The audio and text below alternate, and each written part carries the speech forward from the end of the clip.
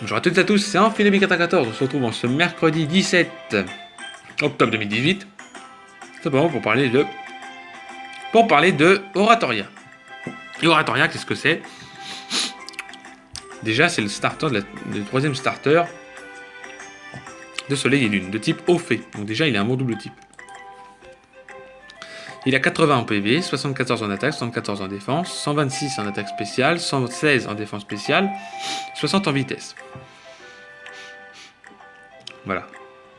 Il est haut fait, il a le talent torrent et hydratation qui lui permettent simplement de... Les attaques normales deviennent de type haut. Alors les attaques normales deviendraient de type fée, il aurait eu un très bon talent à ce moment-là. Là, c'est que malheureusement, il n'a pas un talent ouf. Bon, c'est comme ça. Les résistances. Donc déjà, il a l'immunité dragon. Il a les résistances insectes, ténèbres, combat, feu, glace et eau. Il a simplement 6 résistances. Une immunité de type dragon. Il a tout simplement le type électrique qui craint, le type plante et le type poison.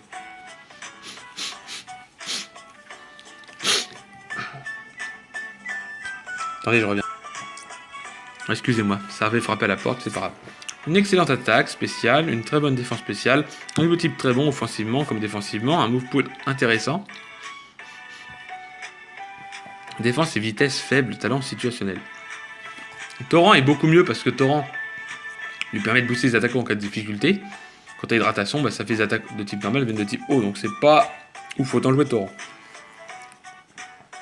Les lunettes choix sont jouées avec le talent Torrent, comme j'ai dit, modeste, avec donc plus attaque spé moins attaque, 4 en défense, 252 en attaque spéciale et 252 en vitesse. Il est joué hydrocanon, psycho, ébullition, pouvoir lunaire.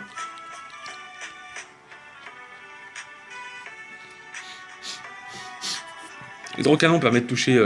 déjà, hydrocanon et ébullition sont ses stabs. Ébullition peut brûler. Avec les lunettes choix, ça fait des attaques hyper puissantes. Pouvoir lunaire, c'est son deuxième stab.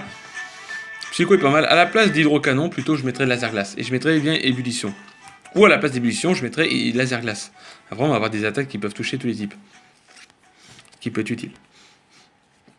Les partenaires idéaux de Oratoria sont Scorvol, se complètent très bien défensivement. Avec Oratoria, on peut Scorvol peut placer les pièges de roc et faciliter le travail de Wallbreaker de son partenaire. Il peut amener Oratoria sur le terrain grâce à demi-tour et affaiblir certains comptes de son partenaire comme l'Euphorie ou Pingoléon. Alors, tout comme Scorvol, Cobaltium peut placer les pièges de roc et permettre à Oratoria d'être plus efficace dans son rôle de Wallbreaker. Il peut aisément éliminer les comptes de son partenaire, tandis que ce dernier s'occupe d'affaiblir les Pokémon qui gênent Cobaltium, dans son rôle tels que les Hippodocus, les Scorvol ou les Mamambo. Voilà, c'est tout pour Oratoria. Je sais que la vidéo est assez courte. Oratoria est un très bon Pokémon. Si vous êtes débutant en stratégie, bah jouez Oratoria.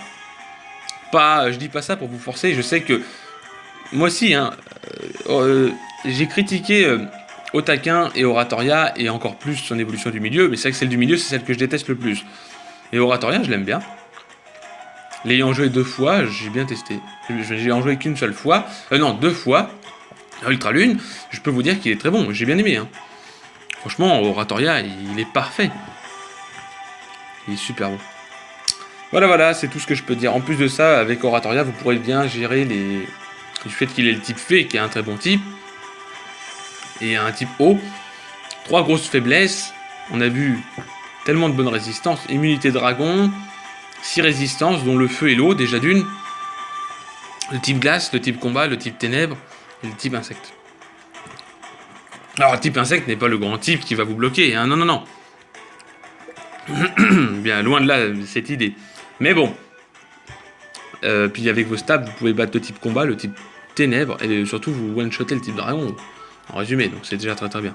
Bref, si cette vidéo vous a plu, n'hésitez pas à lâcher un gros like. Demain, on se retrouve avec le Pokémon. Pour moi, c'est le Pokémon phare de la 7ème génération, excusez-moi. Franchement, ouais, il est pas mal. Bref, je vous souhaite à toutes et à tous une agréable journée et je vous dis bye tout le monde.